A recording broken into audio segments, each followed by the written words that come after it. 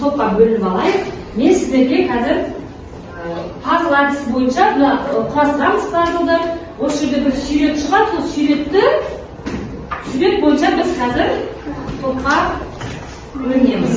Ортаға жабыстырамыз, таласпаймыз.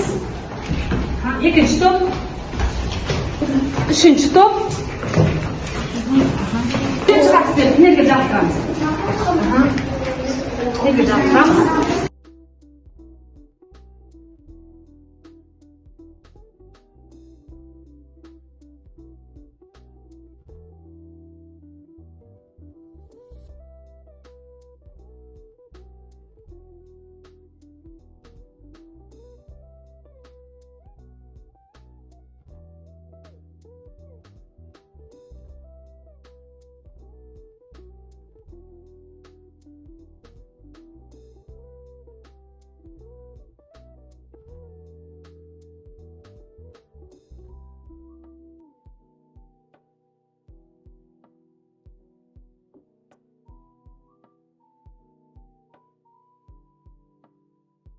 Қоямын, сендер төртінші топсыңдар. Одан кейін құм сағат. Бірінші топсыңдар, не балар? Ағара шылдауық сағат. Үшінші топ. Ағара қол сағаты. Екінші топ. Олай болса бала топқа бөлініп алдық. Бүгін бала өте сабағымыз керемет қызық өтеді. Топтық жұмыс, жұптық жұмыс, жеке жұмыс. Оларда енді бәріміз өткен сабақты балар ескеріп. Сүйішкен өткен сабақты. Қағаттан көреміз. Али, тұра қой. Көктем мезгілін айламата ғой, Али. Көктем мезгілін. Наурыз, сәуір, мамыр. О, тамаша. Қанша баланы қойып қалады.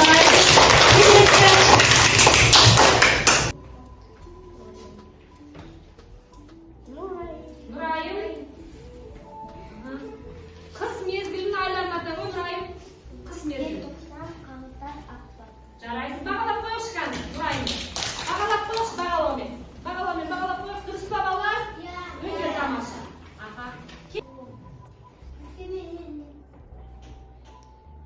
Так, Нұрислам, тоқтамыз Нұрислам. Бір жылда неше ай бар? 12 ай. Тоқ жауап беріңіз, бір жылда? Бір жылда 12 ай. Бағалап қойық шыққан бала, дұрыс па? Бағалашамен жарайсыздар, өте керемет, тамаша.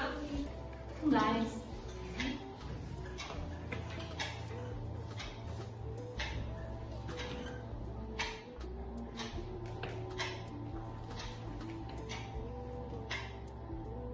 Ненің дыбысы?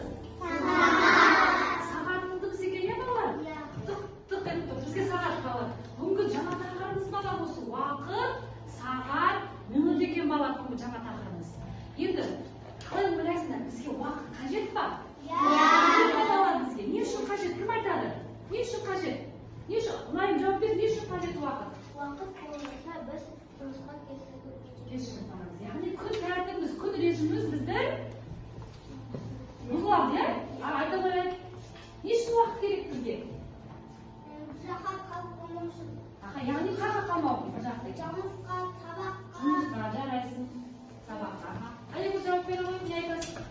Не үшін керек бізге уақыт? Ұйықтау үшін, тұру үшін, жұмысқа бару үшін. Енді бала қандай бір жағы топқа бөлінген кезде, осы топқа бөлінген. Бұлар не балар? Сағат. Яғни сағат уақытты өлшейтін құралдар екен, иә? Мынау қол сағат, мынау қол сағат, қолғадағы, мынау шылдауға айтқан біздің тәп ұйқымызға қоятын. Мынау электронды сағат. Осы бүгін біз балалар сағатты ішіндегі бір сағатта неше минут бар екенін бүгінгі сабақта біз үйреніп білеміз. Енді бәріміз экранға назар аударамыз. Кәнекей, экранға назар аударамыз. Онда кішкентай піл бар. Ол сағат піл деп аталады. Ол сағаттың неше болғанын көрсетеді және ұйқылай қозғалады. Сағаттың ұзындығы минут піл деп аталады. Артында тұрғанда минутты көрсетеді. Ол сағаттың уақытымен тезірек қозғалады. Сағат тілі бір цифрдан екіншісіне ауысқанда минут толы бір минут жасайды. Цифрлардың цифрлары арасында кіші кесімдер бар. Әр кіші кесімді бір минутқа тең. Олардың саны 6. Сағат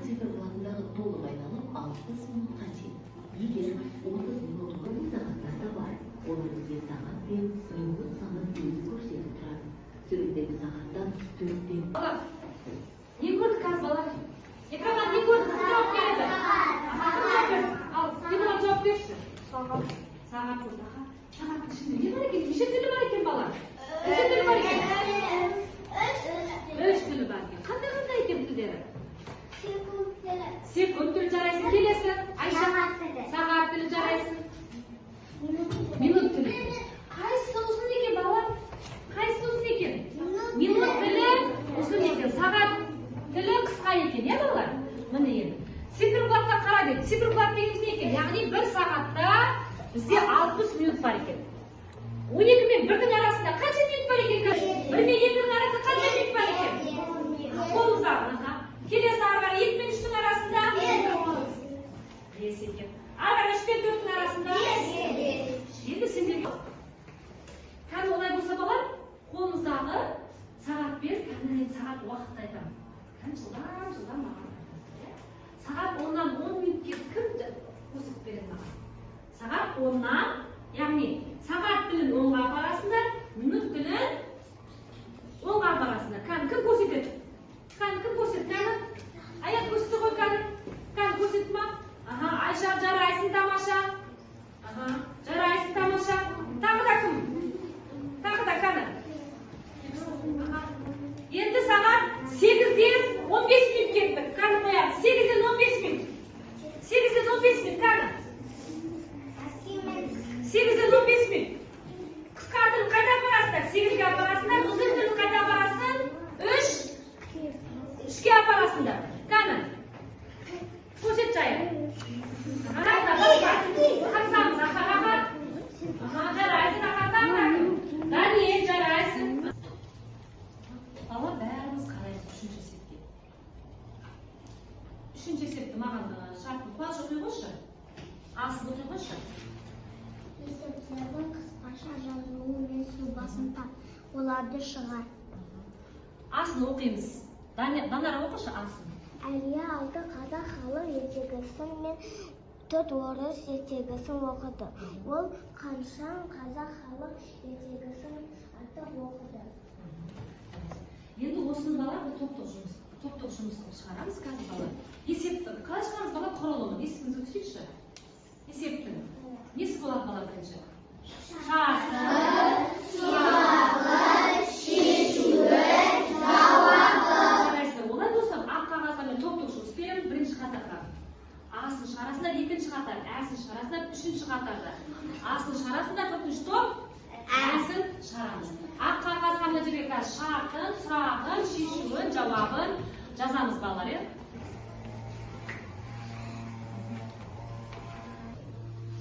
Қазақ ертегісі алтау, орыс ертегісі төртеу. Қазақ ертегісі қаншауы артық. Енді шешуі. Алдымен 4-тің айырмасы 2-ге тең. Жауабы? Қазақ ертегісі 2-ге артық. Жарайсың, е? Норман болды. Қазақ ертегісі 2-ге, орыс ертегісі 4. Барлығы 10. Шешуін азайту 4, тең болады 6. Жауабы қазақ ертегісі 6. Топтық жұмысты бағалаш берейікші, топтық жұмысты. Біз қазір топпен есеп шығардық, не бала? Топтық жұмыс кәлікі. Бәріміз қалай бағалаш берейікші кәлі. Жарайсыңдар балар. Өте тамаша. Бүгін тапсырманы топтық жұмысты өте керемет орындарыңдар. Бағалауды қойып қоямыз. Енді балар кішкене сергіп алайықшы кәлі. Сергіп сәті сергіп алайық. Бүгінгі сабағымыз уақытқа, сағатқа байланысты болғандықтан кәлі мен сағатты уақыт айтамын. Сіздер соны жаңағы іс-қимылмен көрсетесіңдер. Кәнеки бала. Таңғы сағат 7. Таңғы сағат 7. Не істейміз таңғы сағат 7-де? Ұйқыдан тұрамыз. Түскі сағат 1. Түскі сағат 1-де не істейміз балар? Не істейміз айтыңдар? Түскі ас. Таңғы сағат 8. Таңғы сағат 8. 8-де не істейміз 8-де? Қайда боламыз 8-де? Сабақта боламыз. Жарайсыңдар балар. Ал түнгі сағат 3. Тәтті ұйқыда болады екенбіз, е балалар, е? Түсқайтағы сағат 5. Түсқайтағы сағат 5-6-да. Не істейміз сағат 5-6-да?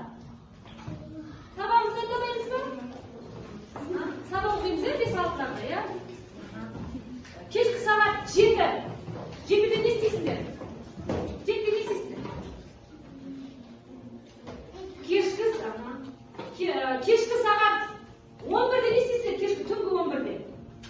Қайтадан ұйқыға кетесіздер, бала. Бала, бүгін біз сабағымызда уақыт сағат 14-ге бала. Біздің осы бір күндік уақытымыздың өзі біздің күн тәртібіміз бар. Қандай күн тәртібіміз бар? Азанда ұйқыдан тұрамыз, жуынамыз. Осы күн тәртібін біз қазір мына жерге топтастырамыз. Топтастырамыз қазір. Сағат 7-де не істейміз? Сағат 7-де не істейміз? Сағат 7-де не істейміз? Кім шығады? Сағат 7-де не істейміз? Қуанғанда болып 7-де не істейміз? 7-де не істейміз? Ұйқыдан жаттығу жасаймыз. Жаттығу жасап болған соң не істейміз? Жаттығу жасап кермәне таңғы ас ішеді екенбіз.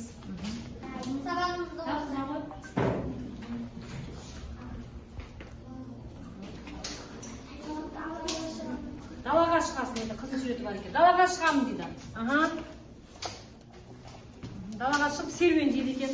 Одан соң кел Айша. Не істейсің одан кейін?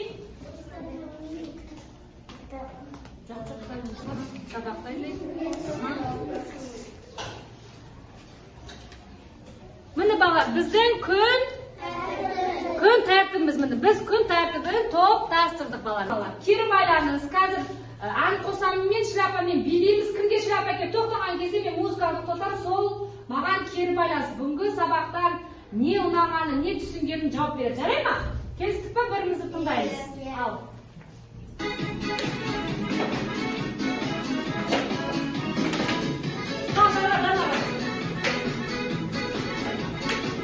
Ал, тоқтат. Ал, Айгүл айтты ғой, бүгін сабақта не үйрендің? Несін ондан саған? Вақыт сағатты үйрендім. Келесі, кім? Мариям айта ғой. Айта ғой, не? Топтық жұмысыма видео жұмысыма. Видеосы, аха, жарайсың. Құралай саған не болады бүгін сабақта? Не өттік бүгін? Не үйрендің? Маған Не үйрендің?